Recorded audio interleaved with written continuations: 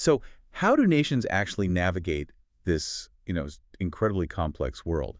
How do they secure their interests? And maybe, just maybe, find some kind of peace? It's the fundamental question, isn't it? It's baffled leaders for, well, forever, prompted endless treaties, books, unfortunately, a lot of conflict too. Exactly. And today, we're doing a deep dive into that very question. We're going to be guided by, frankly, one of the most influential, maybe controversial figures in modern diplomacy, Henry Kissinger. And specifically, his huge work, Diplomacy. Right. And our sources for this deep dive are carefully chosen excerpts from that book. Yeah, and Diplomacy isn't just like a history textbook. It's Kissinger really exploring statesmanship itself. He blends this immense historical knowledge. Centuries of it. Centuries, yeah, with his own, pretty unique personal experiences right at the top, negotiating treaties, advising presidents. It gives this incredible lens on how countries actually deal with each other. So our mission today, what we want to do, is really pull out the core insights from Kissinger's perspective. What are the forces, the deep currents that shape how nations relate, from way back when right up to now? We're looking for those key ideas, maybe some surprising facts, those moments where you go, okay, that's why that happens. What does it really mean to be, well-informed about international relations? What are the lasting lessons about power, about peace? Let's try and unpack this huge subject. Okay, so to really get what Kissinger is arguing, you first need to understand the man himself and the book's core argument. Diplomacy, as you said, it's this massive overview. Sweeping, really. Sweeping, yeah. History meets personal experience.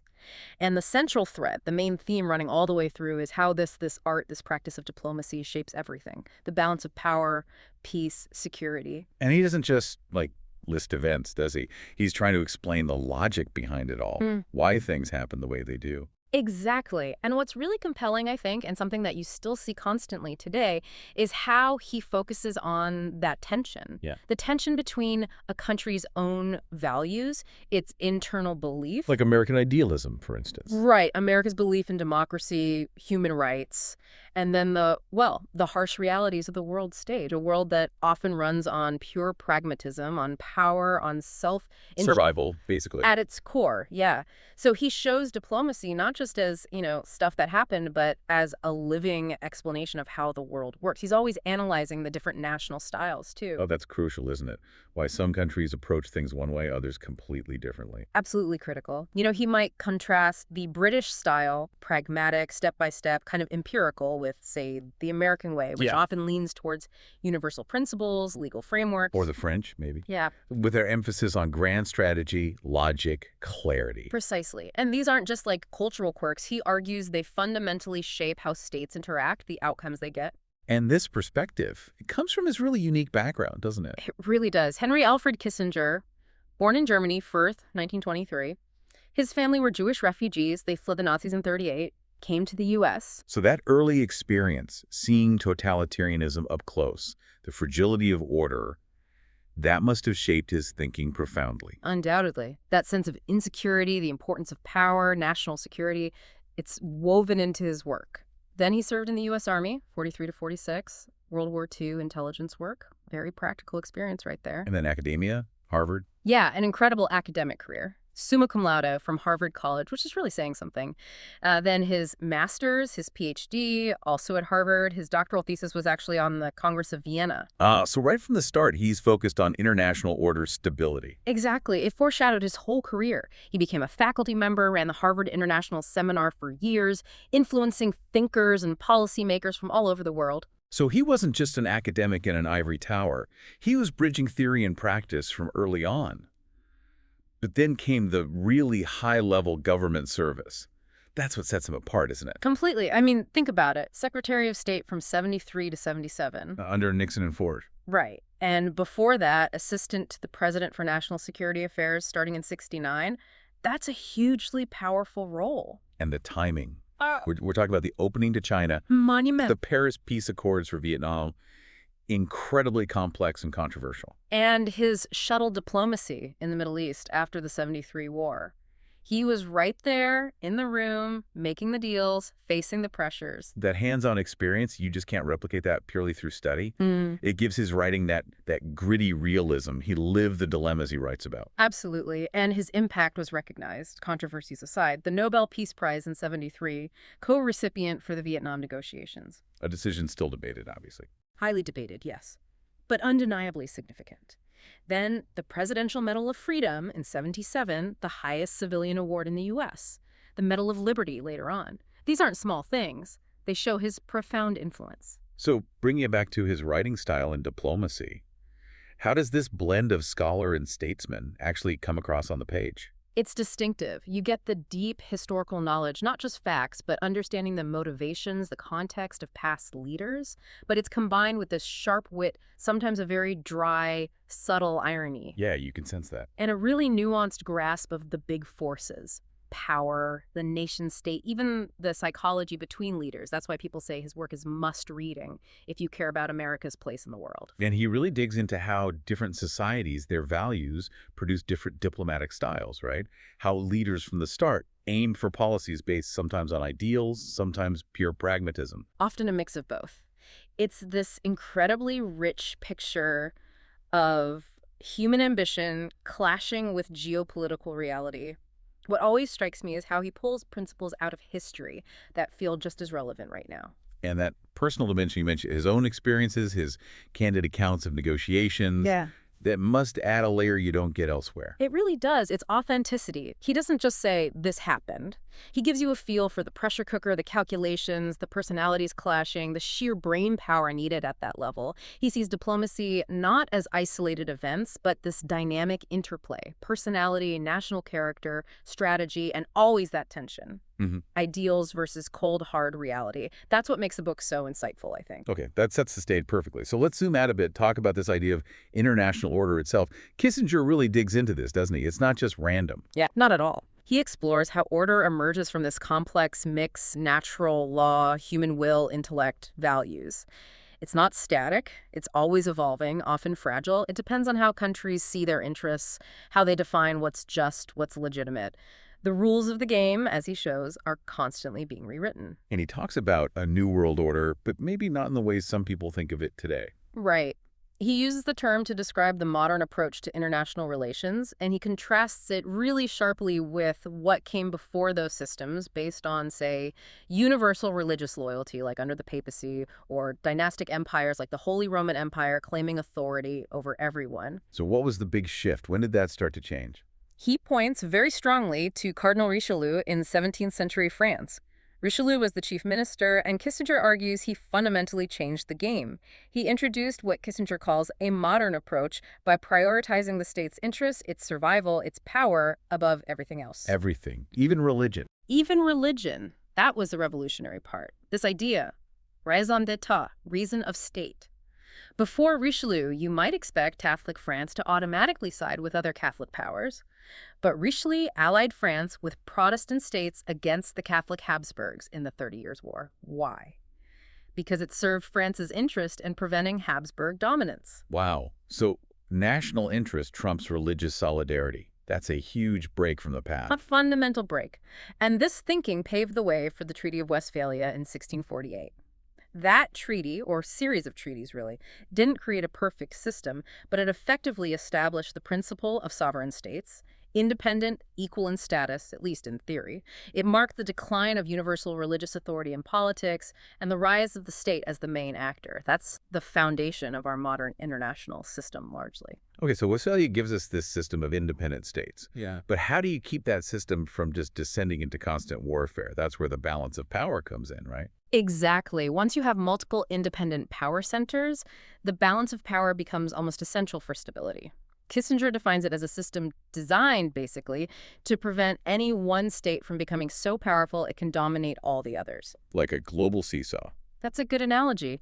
If one side gets too heavy, others will naturally try to balance it out, maybe through alliances, maybe by building up their own strength. The goal isn't necessarily permanent peace, but stability, moderation, preventing huge system-wide wars by keeping conflicts limited. managing competition, not eliminating it. And you said earlier this isn't some modern invention. Kissinger traces it way back. Oh, way back. He argues it's almost instinctive in relations between groups with power. He gives examples from ancient Greece, Athens, Sparta, Thebes, constantly shifting alliances to prevent one city-state from dominating. Right, the Peloponnesian War. Exactly. And Renaissance Italy, too. Think of Florence, Venice, Milan. These powerful city-states constantly maneuvering, forming leagues, breaking them, all to maintain a delicate equilibrium. They knew their survival depended on stopping any one neighbor getting too strong. So yeah, the practice of balancing power is ancient, even if the term came later. That's fascinating. It's like a recurring pattern in history. Okay, so if this balancing act is so fundamental, how do different major players view it? You mentioned European versus American perspectives earlier. That seems key. It's a huge distinction, and one Kissinger returns to again and again. Europe, he argues, learned balance of power politics the hard way. Centuries of war, a fragmented continent with powerful states cheek by jowl. The 30 Years' War, Napoleon. Exactly. Generations of conflict forced a pragmatic, often cynical understanding. Achieving equilibrium wasn't just a theory, it was necessary for survival. European statesmen, through bitter experience, learned you had to manage power constantly, shift alliances, make calculations, just to avoid constant devastating wars. Peace was often seen as just, a temporary truce. Whereas America, we often saw ourselves as different, didn't we? Maybe above all that messy European maneuvering. Completely different starting point. America, historically, has been much more, ambivalent about the whole idea. Sometimes isolationists, believing our democratic values would just spread naturally by example. The shining city on a hill idea. Right. Other times, jumping in with fervent global commitments, but often framed as moral crusades, not just balancing power. American foreign policy thought, Kissinger argues, is often rooted in this unique conviction that our values, democracy, liberty, are universal and should be the basis of world order. So less focus on managing power, more on transforming the world according to our principles. Often, yes. There's been this deep-seated discomfort with the idea of a permanent balance of power, seeing it as maybe cynical, amoral, a sort of European disease we should cure, not adopt. This leads to what Kissinger calls the great American dilemma. Let's unpack that dilemma. It sounds really central, this clash between American idealism and, the world as it is. It's fundamental. On one hand, America sees itself as this beacon of democracy, with a moral duty to promote freedom. On the other hand, it has to operate in an international system that, Kissinger stresses, is largely driven by power, self-interest, sometimes brutal realities. How do you reconcile those two? It feels like a constant tightrope walk. It is. And historically, America often approached diplomacy less as power management, more as moral instruction or setting an example. It was that feeling, articulated by figures like John Quincy Adams, that America could become too strong to need a foreign policy, in the old European sense.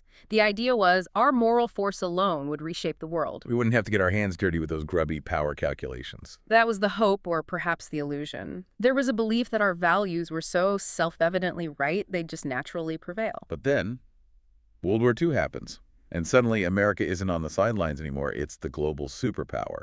That must have forced a major rethink. Everything changed. The U.S. emerged economically dominant, militarily supreme, the only major power not devastated by the war, plus it had the atomic bomb. Isolationism just wasn't an option anymore. We had to lead. But did the approach change fundamentally? Or did we still bring that idealistic lens to this new global role? That's the crux of it. Even with this immense power and responsibility, Kissinger argues, America still struggled with balancing power politics against its moral preferences. We inherited a world order, but we often tried to remake it in our own image based on democratic values, rather than just managing the existing power dynamics. So not just contain the Soviets, but spread democracy worldwide is the ultimate goal. Exactly. The goal often became not just equilibrium, but transformation. Building a world based on shared democratic values, which is a profoundly American impulse, but one that constantly bumps up against the realities of dealing with non-democratic powers or complex regional conflicts where idealism doesn't offer easy answers. So why does this matter for us listening today? How does understanding this historical tension help us make sense of, say, current events? Because it's still playing out every single day. When you hear debates about whether the U.S. should intervene somewhere or promote democracy versus seeking stability with authoritarian regimes or prioritize human rights versus strategic interests, It's basically Roosevelt versus Wilson all over again. In many ways, yes. It's that fundamental tension. Should foreign policy be guided primarily by national interest and power, realpolitik, Roosevelt's view, or by moral values and the goal of a better world order, idealism, Wilson's view? Recognizing this constant pull helps you understand why U.S. foreign policy can seem inconsistent sometimes, why these debates are so fierce. It gives you the framework to analyze the choices leaders are making right now. It's that shortcut to being truly informed. That really clarifies things. Okay, let's talk more about those two figures, Roosevelt and Wilson, because as you said, they embody these two poles of American thought so clearly. Starting with Theodore Roosevelt, TR. His approach was definitely not Wilsonian idealism. Not at all. TR was pure realpolitik, that German term realistic politics. For him, it was all about national interest, projecting American power, and seeing the world, frankly, as it was a competitive arena. Almost Darwinian. Survival of the fittest among nations. He definitely had that view. But crucially, he also believed America was now strong enough, and had a responsibility, to play a major role in maintaining the global balance of power. Isolation wasn't viable anymore. He wasn't afraid to use American muscle economic military to get what he thought America needed. For TR, peace wasn't just wishing for it. It came from managing power effectively with America as a key player. And he certainly wasn't shy about putting that into practice. The Panama Canal was maybe the most famous example. Absolutely. Classic TR Colombia was dragging its feet on the treaty. Fine. He supported Panamanian rebels, recognized their independence instantly, and got his canal zone. Controversial. Hugely. But for him, the strategic interest controlling that waterway for trade and naval power was paramount. He famously said, "I took the canal." No apologies there. None. And his corollary to the Monroe Doctrine, basically declaring the U.S. the policeman of the Western Hemisphere, ready to intervene in places like Haiti or the Dominican Republic to ensure stability and protect U.S. interests. Again, power and national interest driving policy. So it wasn't primarily about spreading democracy in those places. Not the main goal, no. It was about order, stability, and American dominance in its sphere of influence. He also showed this pragmatism dealing with bigger powers. Look at the Russo-Japanese War. Right, he mediated the peace treaty, won the Nobel Prize for it. Exactly. He stepped in, brought both sides to Portsmouth, New Hampshire, brokered a deal. Why? To maintain a balance of power in East Asia. He didn't want either Russia or Japan becoming too dominant. It was shrewd, calculated diplomacy focused on stability and American influence, dealing with empires whose values were very different from America's. He understood power wasn't inherently evil. It was a tool to be wielded carefully. Okay, stark contrast then with Woodrow Wilson. Coming into office a few years later, his vision seems almost the polar opposite. Completely. Wilson's approach was rooted in American exceptionalism, yes, but in a very different way. It was about universal moral principles, democratic values, collective security. He genuinely believed he could remake the world order. The war to end all wars, make the world safe for democracy. Those weren't just slogans for him, were they? Not at all. They were deeply held convictions. He saw World War I as the catastrophic result of the old European system, secret treaties, shifting alliances, naked self-interest, the balance of power itself. He believed that whole system was morally bankrupt and had to be replaced. Replaced with what, in his view? With a system based on international law, open diplomacy, and crucially, collective security through a world organization, the League of Nations. The idea was that an attack on one member would be seen as an attack on all, and the international community would respond together. Morality and shared values, not power politics, would be the foundation. He really thought power politics could just disappear if everyone embraced democracy and law. That seems to have been the core belief, that the old ways were simply wrong, and a new, morally superior system was possible.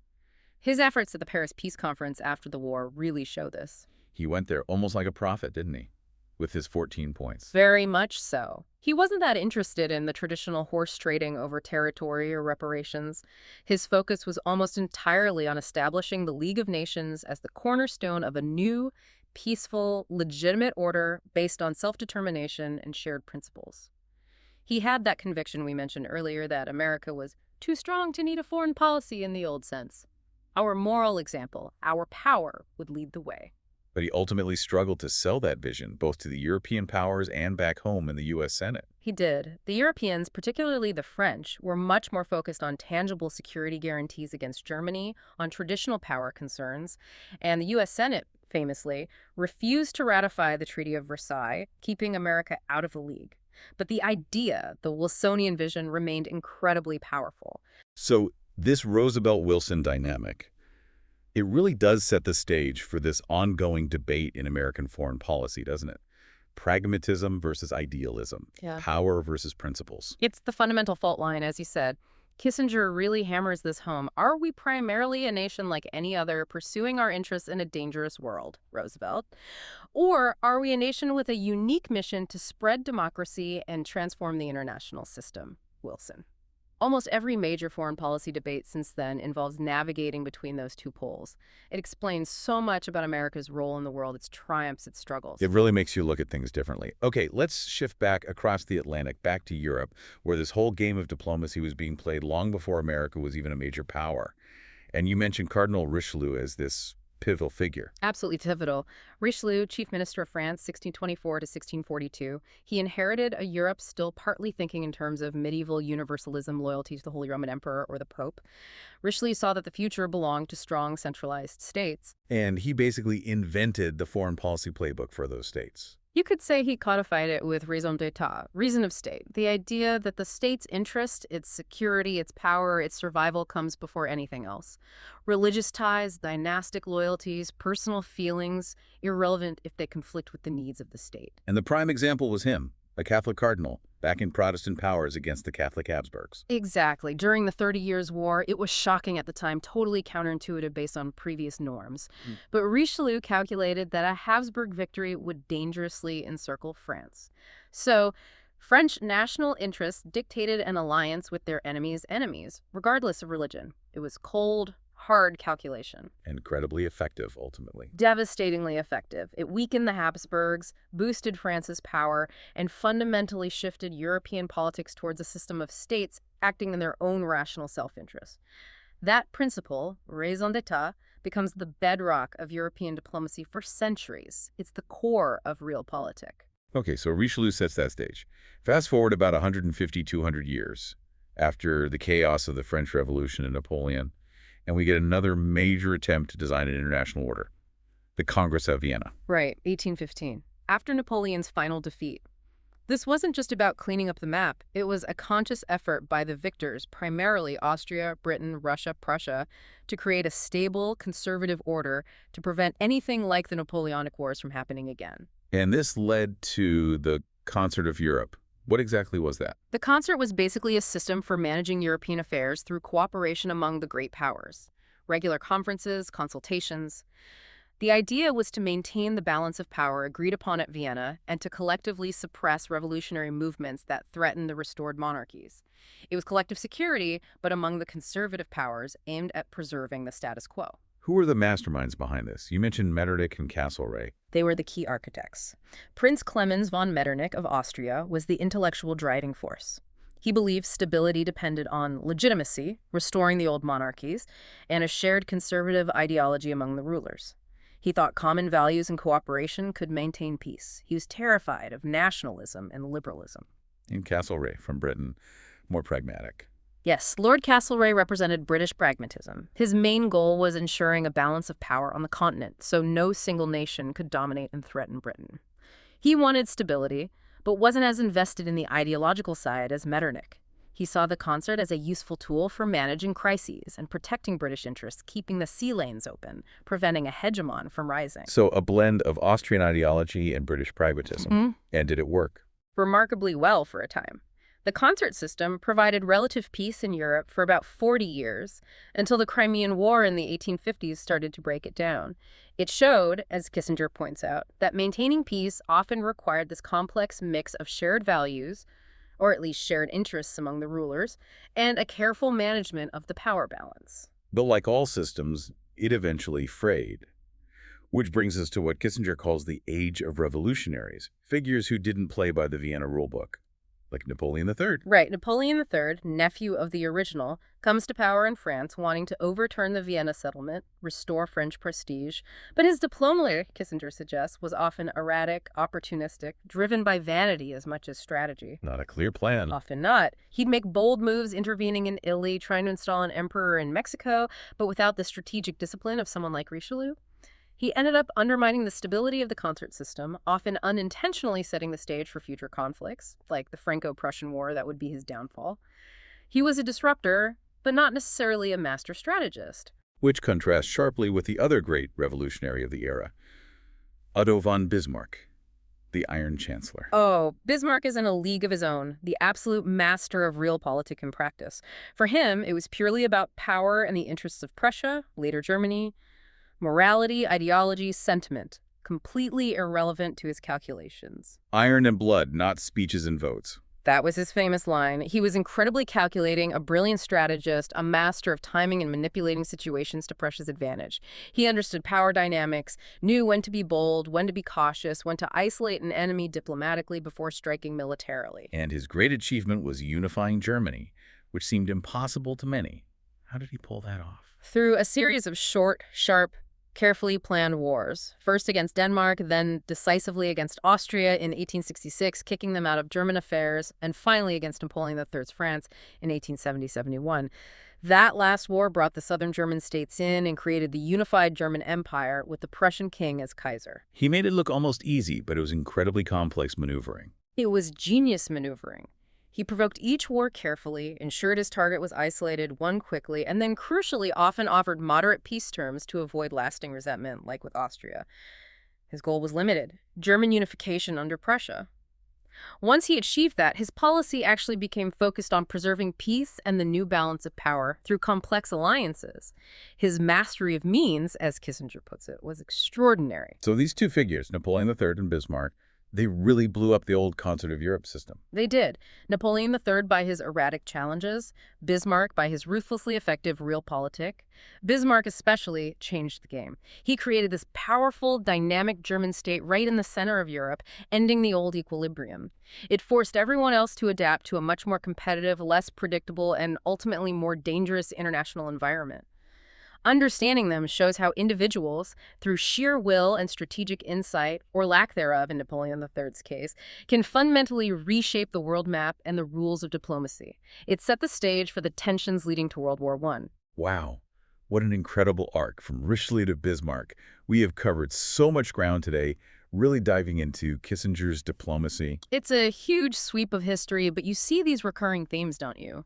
That constant tension Kissinger highlights the pull between moral ideals and the hard realities of power politics. Definitely. From Richelieu's raison d'etat, pure national interest, to the Vienna Congress trying to build order on shared conservative values and balance of power. With Metternich and Castlereagh embodying different facets of that. And then Bismarck, just shattering that with sheer calculated force and diplomacy. It's a powerful narrative. And we spent a good amount of time on that unique American story, too. The Roosevelt versus Wilson dynamic, power politics versus universal values and collective security. That idea of the American dilemma, it really feels like it explains so much about U.S. foreign policy, even now. That constant wrestling between wanting to be a beacon and needing to operate in a tough world. And hopefully this whole discussion gives you, the listener, a kind of framework, a shortcut maybe, to understanding the forces at play behind today's headlines. We hear about alliances, rivalries, diplomatic maneuvers. You can see the historical echoes. Concepts like balance of power, national interest, the clash of values versus pragmatism. Yeah. They're not just academic terms. They're active forces. Exactly. It provides that crucial context for analyzing the choices leaders make, the challenges they face. It helps you see the patterns, the underlying logic, or sometimes the lack thereof, in international relations. So to wrap up, here's something to chew on, building directly on Kissinger's analysis and everything we've talked about. Given all these historical examples, the system's built, the system's destroyed, that relentless tension between ideals and power, do you think a truly new world order, one based purely on shared values, genuine cooperation, is actually achievable? Or will the fundamental drives of national interests and the realities of power always, inevitably, reassert themselves, maybe just in different disguises? Yeah. What parts of this long history of diplomacy, these principles we've unpacked, do you see repeating most clearly in the world right now? That's the question, isn't it? History doesn't repeat exactly, but as Kissinger shows, the patterns, the dilemmas, they have a very long shelf life. A profound thought to end on. Thank you so much for joining us on this deep dive. We really hope exploring Kissinger's world of diplomacy has offered some fresh perspectives and helps you navigate the complexities of the world around us.